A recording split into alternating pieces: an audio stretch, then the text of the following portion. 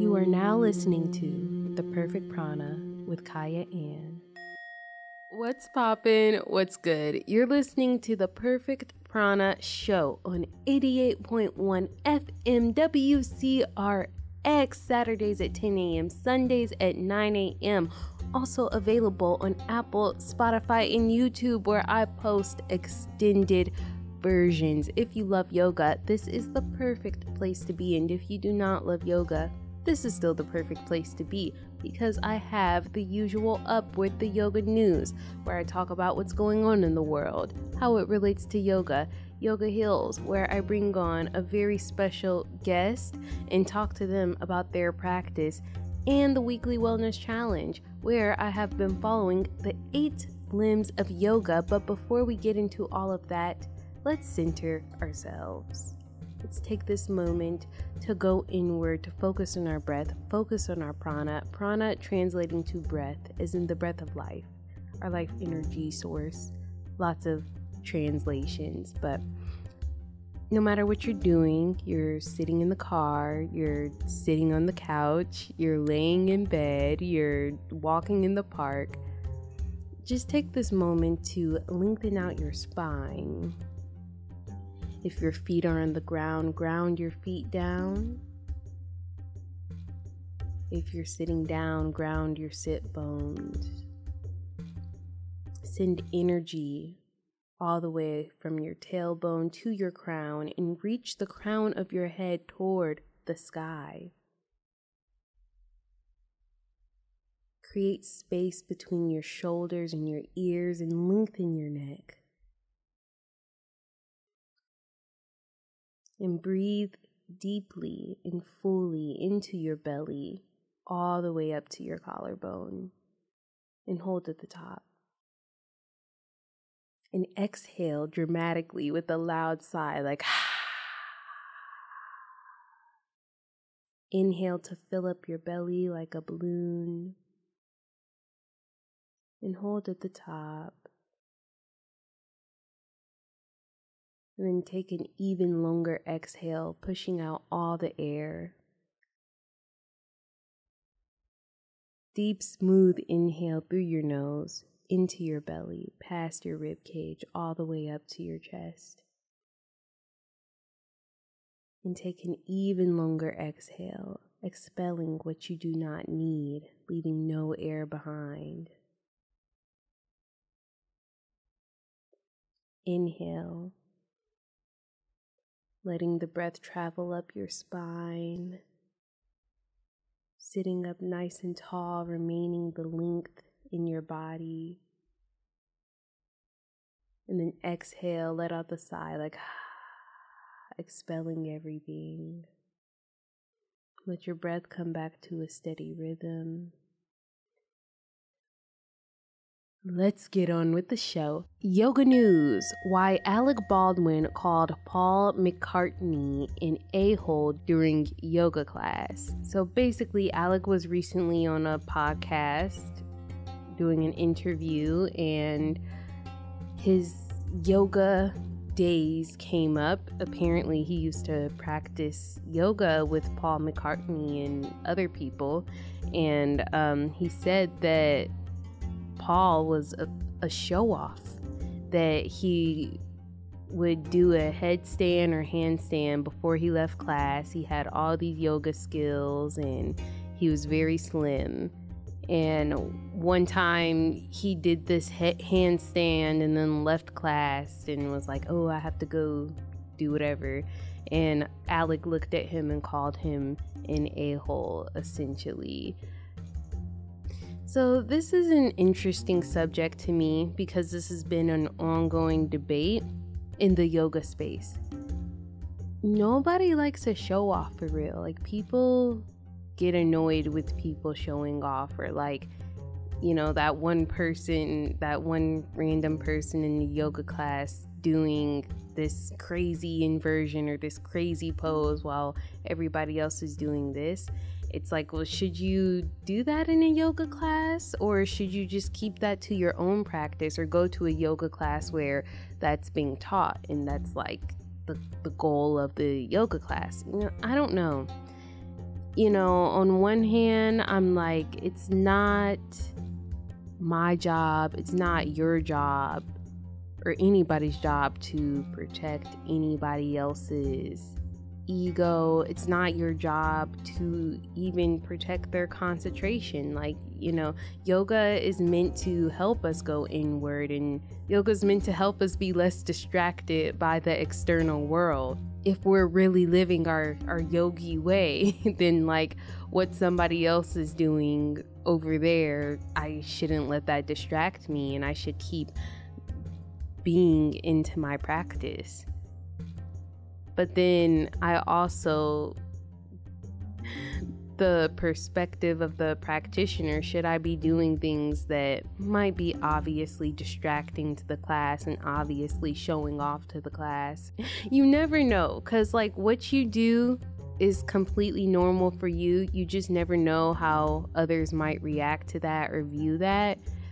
So it's you could be completely innocent in the matter. This is just normal to me. This is what I normally do. So how could I know that it was going to be distracting or triggering for that person? It's so easy to offend people. It's just one of those things, intention matters. There have been times where I've been annoyed or triggered or oh my gosh, when there's that one person that everybody's doing a wide-legged forward fold, the teacher cued for that, and then you have that one person to go into a headstand and you're like, oh my god, here they go. I don't get bothered by that anymore, because again, it was something where I had to look into within myself, why am I distracted by that? Why does that bother me? Am I jealous? You know what I'm saying? And yeah, it's important to kind of just look at why what bothers you, and then to be honest with yourself about it. But should people do that? I don't know. I can't be the people police. I try not to, at least especially when I'm teaching a class, I try not to. But yeah, when I'm teaching a class, I don't like to do my fool out abilities and no, because to do certain things for me takes extreme focus. So how can I focus on doing a posture or whatever, or a movement that's extremely hard, and focus on teaching at the same time? I guess I've moved more in the direction of being if that's what you want to do, then do it. Now, I do think there is certain etiquettes, during a time where it's meant to be quiet, during Shavasana or a seated meditation or whatever, then we should be quiet during those times.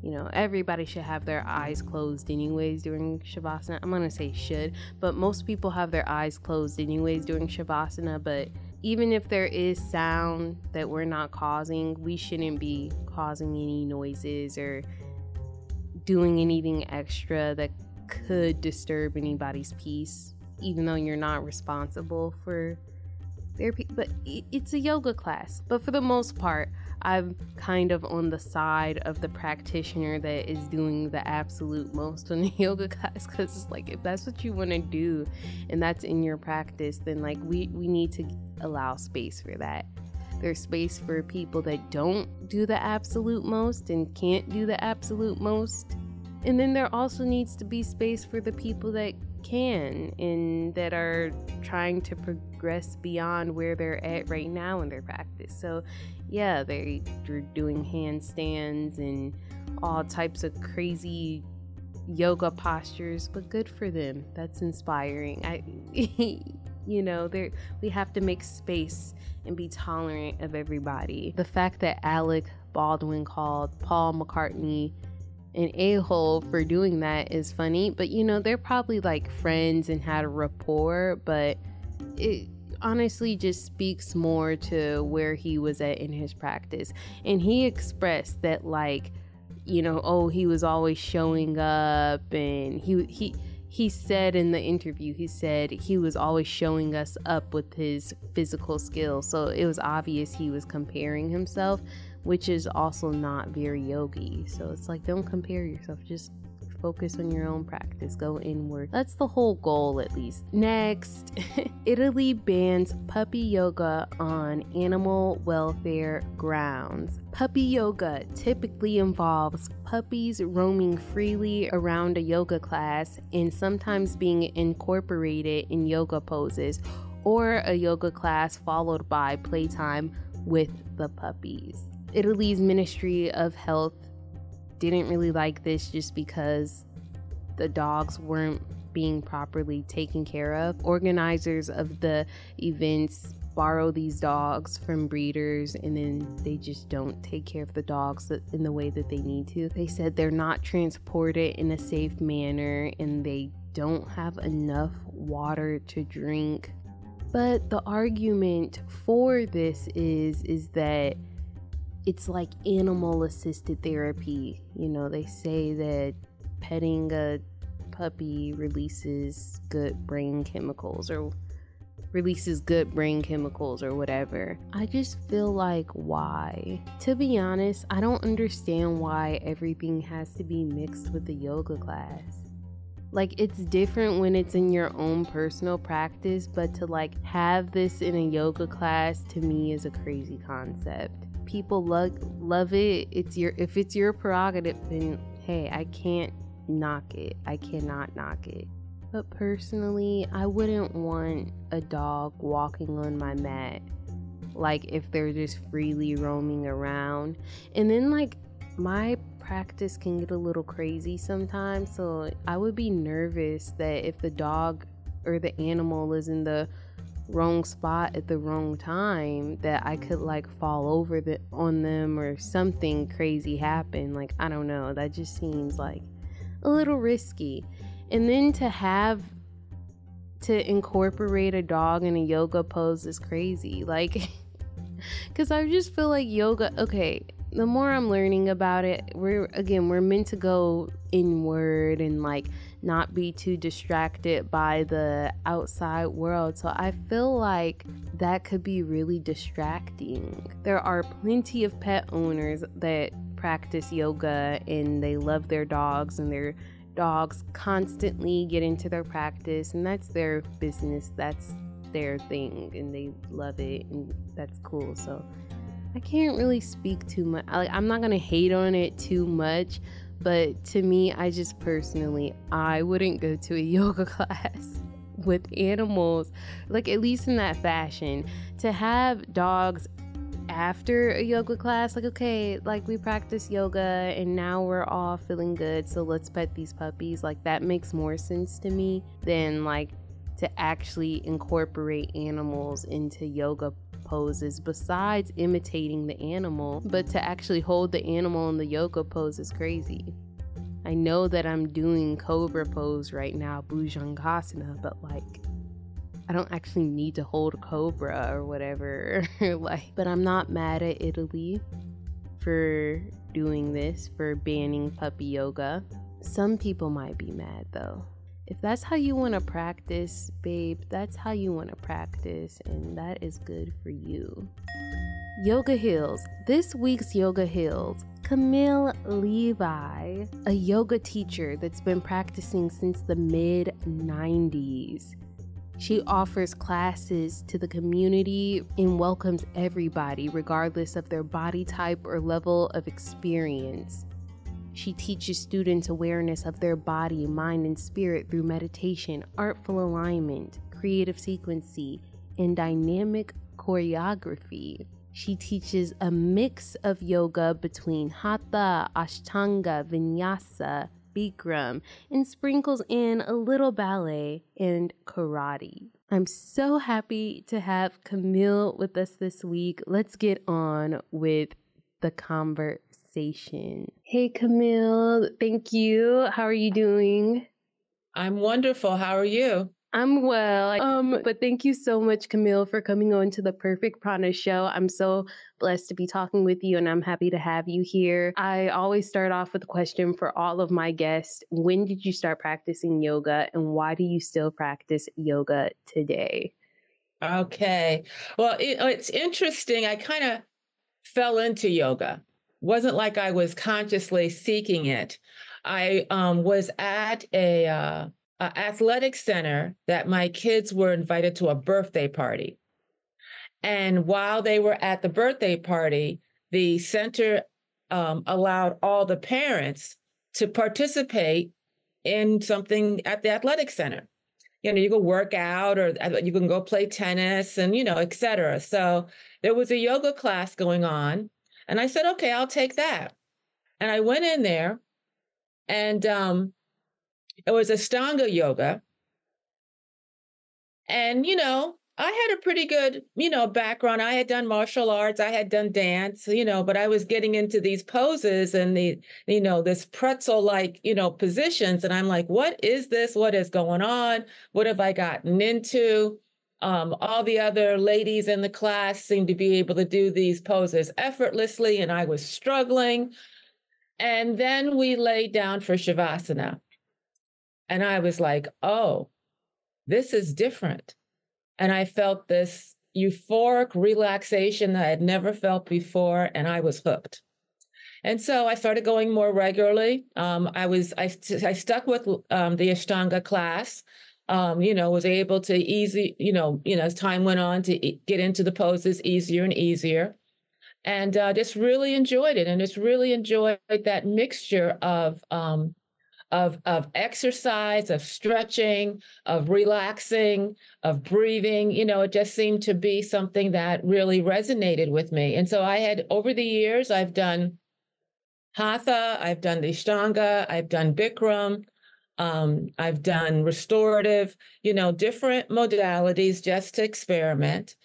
And, so it's kept me interested. And then, so why do I still do it? I still do it because it is fulfilling, it is enriching, it is relaxing, it is restoring, it is keeping me healthy, keeping me flexible, and keeping me young. First of all, it is really cool that you said you fell into yoga. Shout out to all the fitness centers and the gyms and any place that makes yoga available and introduces yoga to people, because that is how a lot of us access yoga. So, I really appreciate the classes like that. A lot of people are like, what am I going to go to a yoga studio for? But it is intriguing when you're at a gym or you're at some type of center of some sort and you're like, what are they doing? Let me join in. So that is a beautiful, beautiful meeting of yoga, if you will. I wanted to ask you, what led you into teaching? And I hadn't thought about teaching because I wasn't sort of the perfect yogi. I couldn't do all the postures perfectly. I couldn't, I wasn't a star in the class. I would call myself always the second row of students, not a novice, but, not a star where I can be, demoing and showing other people how they should do a posture. But I read a couple of very interesting articles in a yoga journal one month.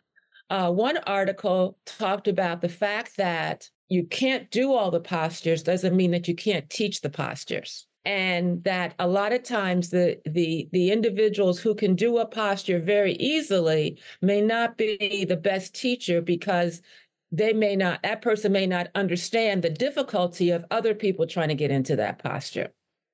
So that was one article. The other article I read was about a teacher who was 90 years old. And I'm like, whoa, if she can still teach, then maybe there's a chance that I can teach. I'm currently 70 years old. I've been certified since 2018. And, I've enjoyed teaching. My own practice has been enhanced dramatically by teaching. And I feel that I can express the postures and the breathing techniques and the spiritual side of yoga in a way that resonates with students of all abilities. So I really, really enjoy it. Did you ever feel like you transitioned into a star student or somebody that could be in the front row or kind of just more confident? And could you just talk a little bit about what that transition was like? I feel yoga much more from the inside out now. I stay away from the mirror. I really want my alignment, my breathing, my lines of energy. I feel those inside of my body. And so how I look, maybe from a yoga journal pose perspective, isn't as important to me as how I feel within my body. Yeah, I agree. It's all about how you feel. Good. I'm glad that we talked about just the fact that you want to help serve individuals of all ability levels. Could you talk more about your mission or your philosophy as a yoga teacher and just in life, that something you keep at the forefront of your mind on a daily basis? I really believe in the healing power of yoga. I think that all of us need healing because we're in a society that traumatizes us, that belittles us, that stresses us out. And therefore, we all need some level of being able to step into our best self spiritually, mentally, physically. And I feel that yoga does that for people, especially for Black females. We are not listened to as much, especially in the medical industry. So things that bother us, things that concern us, we don't maybe get the attention that we need. And like I said, I think all of us to some extent have been traumatized. And I do have certification in trauma-informed yoga. I have certification in prenatal and postpartum yoga. So I want to really enhance that ability and that knowledge within us to understand how we can have yoga expand that life force, expand that energy, calm the mind, release tensions, release stress, so that we can become our best selves. So I really believe in that healing power of yoga. I really do. I myself am a cancer thriver. I obviously get the pharmaceuticals for the treatments, but the side effects I have handled almost exclusively with my yoga practice, by building the energy, fortifying my body, relaxing my body. I believe I would like everyone in the world to do yoga. I just do. I think if the world, I'd like to take yoga to the Senate, to the Congress. I mean, if we can just all do yoga, we would be so much better as human beings. But that's my soapbox for the moment. No, I've been exactly where you're at, because it's just like when I've experienced such benefits with myself, I'm like, everybody needs to experience this. Everybody needs to have this. So I definitely am right where you're at. You spoke a little bit about your background with the martial arts and other forms of movement. How was yoga different from those other forms of movement as far as healing and stress relief? What was the difference between yoga and those other? All the other activities, the breath follows the movement. When I do a very, physical movement, my breath follows it. When I do a more calmer movement, my breath follows it. With yoga, the breath leads the movement. And so, that's a different dynamic within the body when you have that control of your breath. I mean, we, as human beings, we're the only mammal that can control the breath. Everybody else, every other animal, like I said, their breath follows what they're doing physically. And the other thing is Shavasana. I love Shavasana. I call Shavasana the peak posture, because it is very seldom that human beings get a chance to be totally still and totally peaceful. And so to get to that point where you can relax so thoroughly is something that is a gift. And so sort of those two bookends of the practice of controlling your breath, having that total relaxation, that total peace of the mind, I think is so unique to anything else. The martial arts, you're building strength, you're building confidence, you're building, sort of fortification, and and then mentally you're building maturity, Dance, of course, you're lithe, you're flexible, you follow the music, you're able to move your body in a certain way. All those things complement, I think, totally what we do. But yoga is so unique for those two reasons: the breath controlling the movement, and then also, that total moment of stillness and peace. Yeah, that's something interesting to think about personally. I've never thought about the fact that, one, humans are the only ones that can control their breath. So to have that level of consciousness is just crazy, and it's beyond me. It's something that we should really appreciate, because other beings on this earth don't get to have that type of control and consciousness the way that we do. So harnessing the breath is our superpower. My husband loves to watch the Marvel movies and all, Superman. He loves watching those, and so they have all these different powers and superpowers. We do, as humans, have a superpower, and that is controlling our breath. And so, being able to control that energy, being able to bring that life force into our bodies is very, very special. And that's what I spread to the students that I teach. It's like, you have got this superpower. How can you use it to activate you, to relax you, to equalize you, to calm, to energize, to do, whatever direction you want to go into, to respond and not react. All this is so critical to us becoming our best selves. That is really accurate. The breath is a superpower, and it's not to be taken for granted or forgotten, because I know that I have been like that in times in my life where I'm like, just not thinking about my breath, or even still in my practice to this day, sometimes I remind myself to breathe, and I'm like, was I just holding my breath the entire time? Like, yeah, breathe. I noticed when I started to add my breath to my movements, and I really saw the connection between the two, that really changed my practice, changed how I moved, and it just allowed me to get deeper into postures, and I'm forever grateful for that. I wanted to ask you more about chronic illness, because you said that you are a cancer survivor, and you told us that you use your yoga practice to help in your healing process from any side effects. What was your relationship with yoga when you were kind of at the peak of your illness? How did your relationship with yoga change?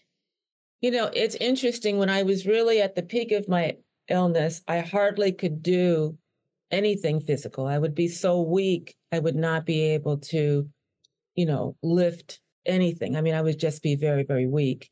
I don't consider myself a survivor yet, because I still have active cancer. I consider myself to be a thriver, so that I have energy and I have a lifestyle that I can continue to do the things that I like doing every day.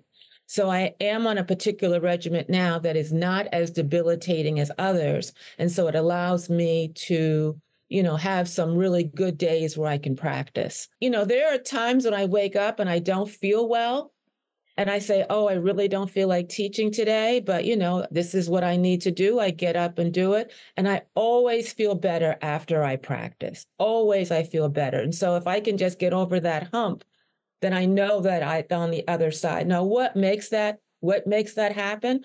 It's that life force. It's that circulation of blood. It's that circulation of oxygen. It's building the immune system, and the immune system is fighting, the effects of the chemicals.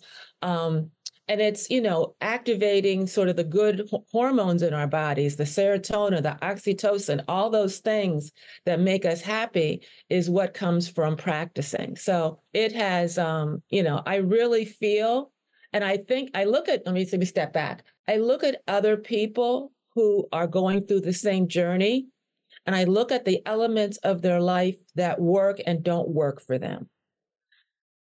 The elements that I've put in my life to help me down this road is strong connections with family and friends, being creative, being out with people, getting fresh air, but also this exercise of yoga, this, like I told you before, this control of the breath, this expansion of this life force, of this energy within our bodies, and then this peace, just really finding peace so that you're not stressed. When you have those stress hormones going through your body, those are debilitating the body. We don't need any more debilitation in the body. We want the body to be healthy. You want the body to expand. And so you want to be able to relax. And that's what yoga does for me.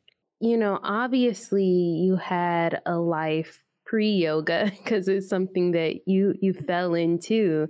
As what you were doing, I guess, as your main career or professionally, or even your relationships in life, how did yoga impact and change those? Oh, that's a good question. Physically, like I mentioned, I was doing martial arts and dance, prior to getting into a yoga practice. What was going on in terms of career? I was a corporate type for General Motors. I raised my children and lived in Michigan for quite a number of years. Realizing the stress and strain of corporate life, demands of corporate life, and trying to raise a family. Yoga was something that I could find a respite.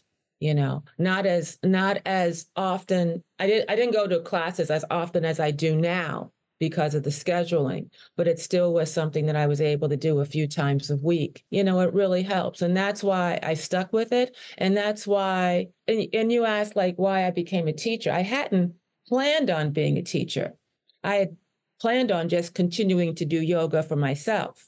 It was these articles that I read. It's oh, maybe I can do this. And when I sort of stepped over that barrier, then it opened up other possibilities of being able to, have another act in my life, to move on to something else.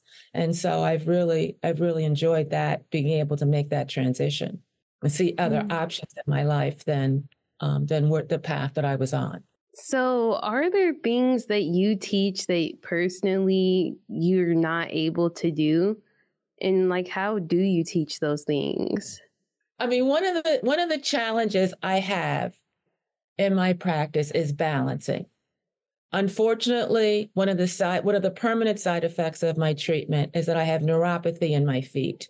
So I really sometimes can't even feel my feet. I really work on muscle control within my feet, and but balancing is not available to me anymore. I mean, I still work towards trying to, be able to do different balancing techniques, tree pose, dancer's pose, but my feet don't have the connection to the rest of my body that I'd like it to have. Can definitely cue other people into these poses. And then I'm very straightforward with my students. There are things that I can't do. There are limits that my body has. That doesn't mean that I can't tell you how to do it. I read an article that a good yoga teacher can teach from a wheelchair. If a person can't do a posture but understands the mechanics of the body, the mechanics of the breath, then they can cue someone else to do it perfectly, And then also,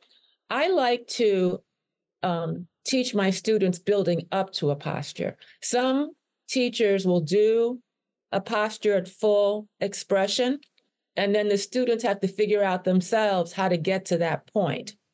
I start my postures with a basic foundation, and each period, week, month, whatever, we're building upon that till we get to, more of a peak position. That building that strength and building that foundation, I think, is important. And so I am able to cue them through postures that I may not physically be able to do myself. And right now, my challenge is the balancing. Yeah, no, that is a real skill to be able to talk out most of your class, or to stand up and walk around and look outside of you and just look at people and really help give cues and advice based on what you see right in front of you versus like, okay, I'm going to do it the whole time and just mirror me. And that is a difference maker in a teacher, just because sometimes I need that. Everybody needs some type of personalization. Like, it's easy for me to do something for my body, but like, how can I explain this to somebody with different limitations? And vice versa. Some people could do some things easily. I'm like, okay, that was simple for you. Well, I can't do it. Here is how we can adjust this or do something different, or just help us get the same benefits, right, even if we don't look the same. So all of our bodies are different, and all of our bodies are different days.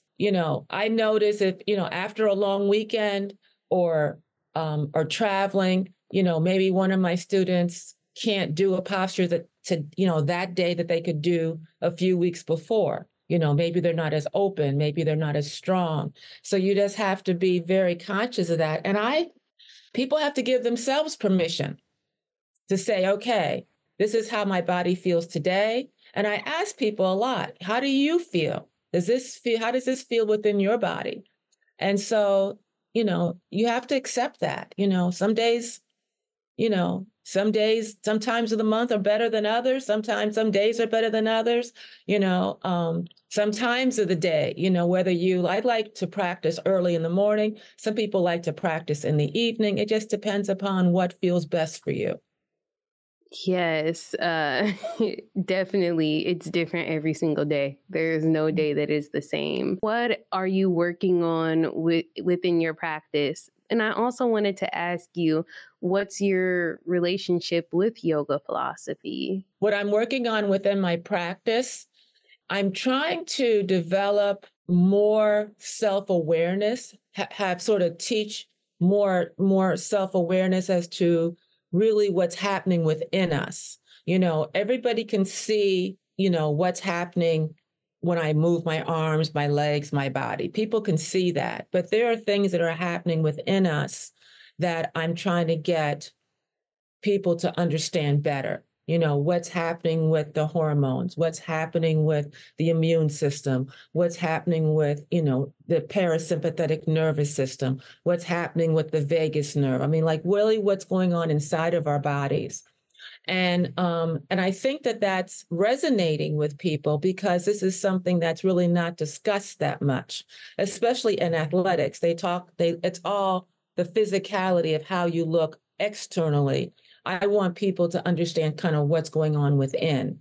And also I'm working on how to understand what's in, and then how to take care of yourself to expand what's in you. So how do you take care of yourself to activate certain hormones? How do you take care of yourself to relax certain parts of your body? How do you take care of yourself to build up your immune system? So these are things that I'm trying to perfect my own learning, my own knowledge, so that I can convey that to my students. So how do you convey that to your students about thinking about what's going internally? What are things that you tell them to do for that? I mean, it really is like with the vagus nerve, just how do you activate the vagus nerve so that your parasympathetic nervous system kicks in? How do you control the breath so that parasympathetic nervous system kicks in? So these are things that are small. And, and also what I mentioned to them is that a lot of things you do yourself, but you're not as aware of how it's helping you. You're not as aware as to what's really going on. And so it's to enhance knowledge that we already have. Like, for instance, the chakras. If you say, I love you, you put your hand over your heart. That's your heart chakra. You may not know it as your heart chakra, but that's what we do.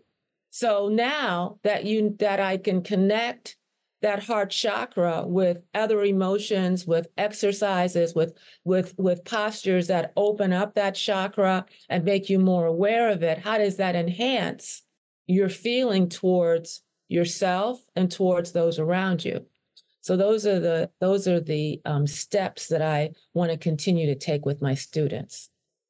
Okay, thank you. And then for my second question, I'll rephrase it a little bit. So we know yoga philosophy, the 8 limbs of yoga, and it's pretty standard to yogis. Like what we learn about is kind of the birth of yoga.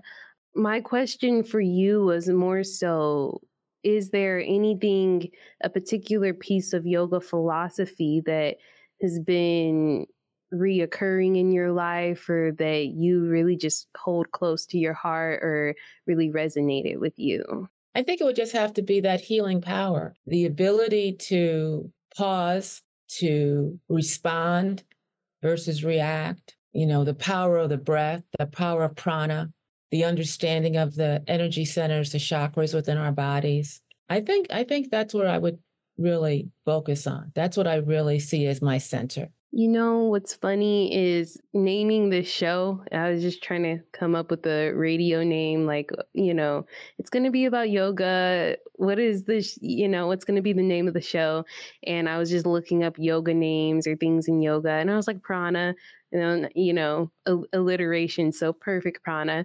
And the breath just wasn't as important to me until I named the show The Perfect Prana Show. Then I was like, oh, okay. So now I have to like focus more on breathing and add breathing in. And and even it just became more important in my life and resonated with me more. And I really started to understand, oh, pranayama, like this is serious stuff. Like we're really out here, we're breathing. So, and that's just funny. Something that comes so automatically. To give it focus, to give it control, changes everything within your life. Yes. Yeah. So that's funny because I was like, I didn't really, if somebody were to ask me that question, before this show, I don't know what I would say. But after this show, I would definitely say pranayama, breath. That is just such an important aspect of yoga.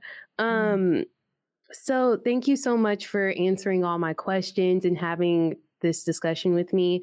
I really love that you could come on here, and I'm honored. Thank you. Yeah, I just love hearing everybody's stories, and yours is definitely a special one. So thank you. Before we go, I'm going to ask you to cue us through a quick pranayama, your breath of your choice. So yeah. I've been doing something recently that is a prana, also an activation of the vagus nerve. So if I can cue through that. First, I'd like us to rub our hands together to really get some heat between our hands. Place your hands on both sides of your neck. Warm up those muscles. Now, tilt your head so that your right ear gets close to your right shoulder.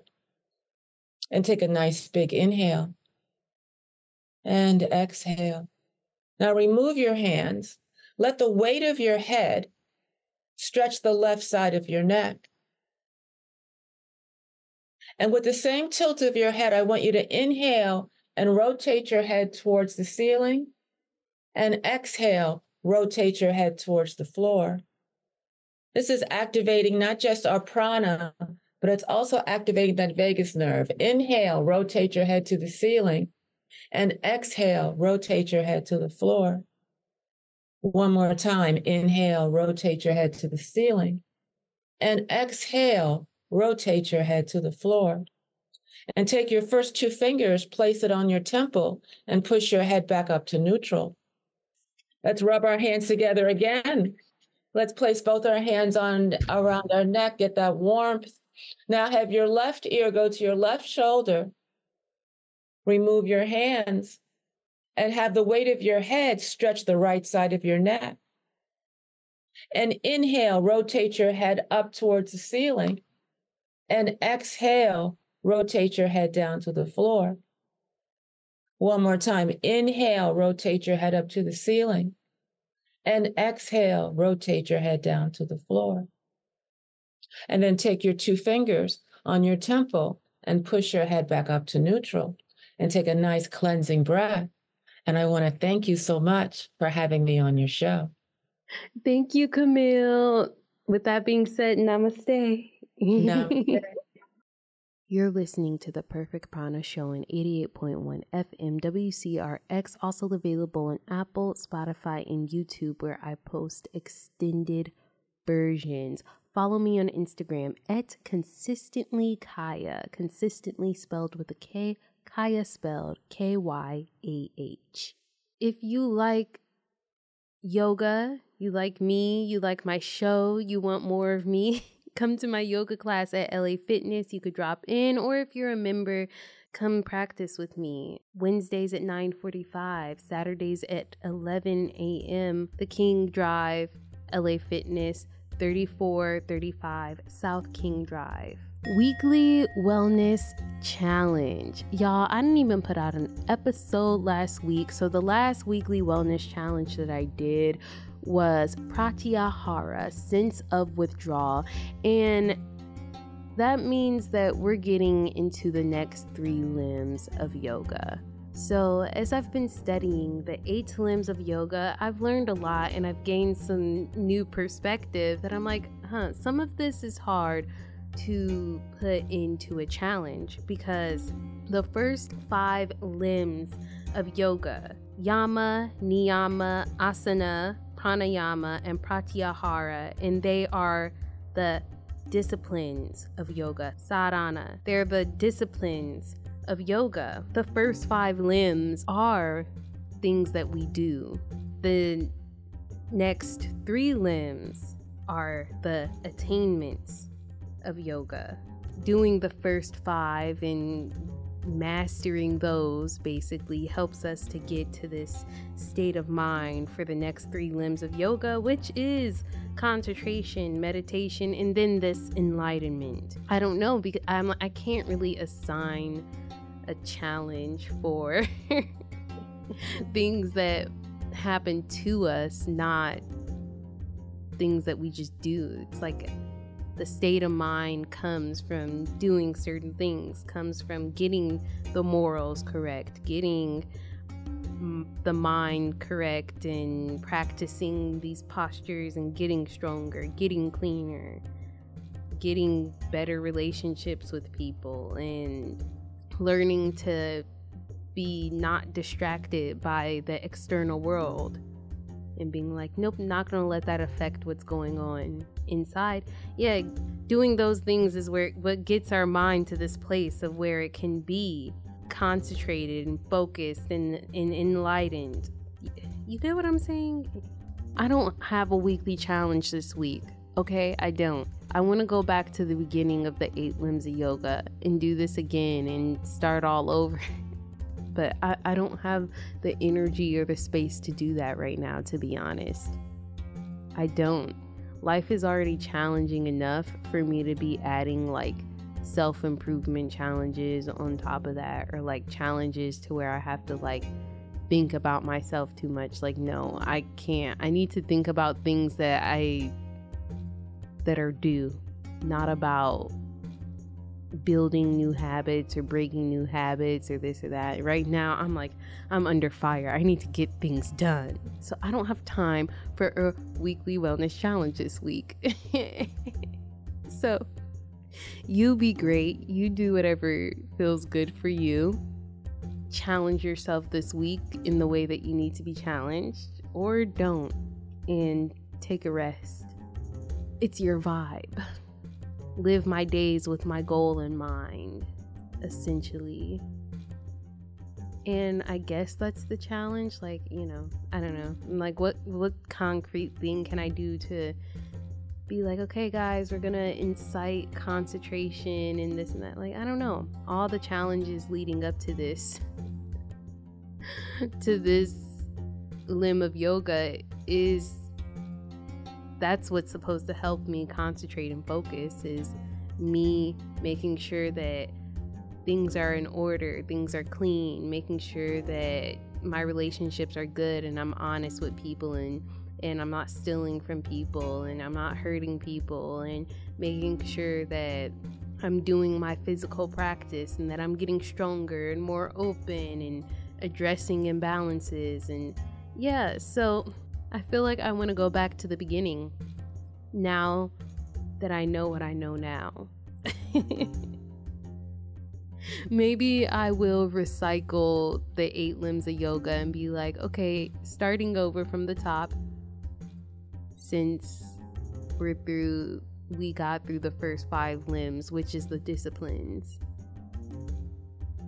And that's what life is essentially like. It's like we might master, or we might feel like we've mastered this stuff, but then we're faced with new circumstances that test us in these areas. So yeah, I thought I mastered being honest. Like, I'm an honest, upstanding person. I'm honest. But then it's just like, then I'm faced with the situation that my honesty is tested with myself and with others. To be like, whoa, are you honest? Are you being honest? Are you being honest with yourself? I might think, my cleanliness is mastered. I mastered that. But then next thing you know, I'm looking up around my place and I'm like, stuff is everywhere. Everything is everywhere. I need to clean this. I need to clean that. And like, was that mastered? Like, the cleaning never stops. Everything just gets dirty, even without use, and it has to be clean. So that's the weekly wellness challenge. It's been real. It's been real. Before I go, let me leave you with a quote. And this week's quote, I wanted to stay on theme of focus and concentration. And I actually got this quote from my dad's Facebook. He posted it. From Viktor Frankl. And the quote is, when a person can't find a deep sense of meaning, they distract themselves with pleasure. I'm saying all of this to say is, we don't want to feed our distractions. We want to feed our focus. And that's something to work toward, is how can I grow my focus, grow my concentration, and apply that to whatever I want to accomplish in life instead of growing my distractions.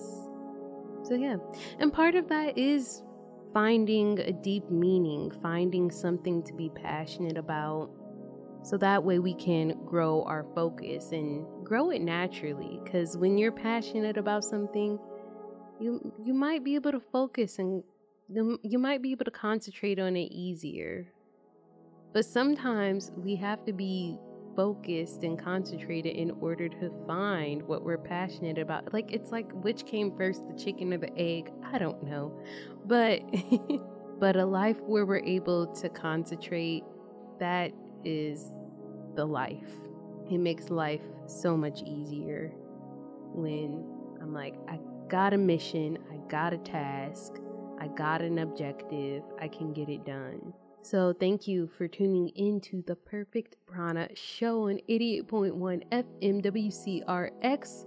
Also available on Apple, Spotify, and YouTube, where I post extended versions. Y'all, I'm entering a new era, so things are going to be different this summer. And then after this summer, things are going to be really different. And we'll talk about that more later. But thank you so much for tuning in. The light within me bows to the light within you. Namaste.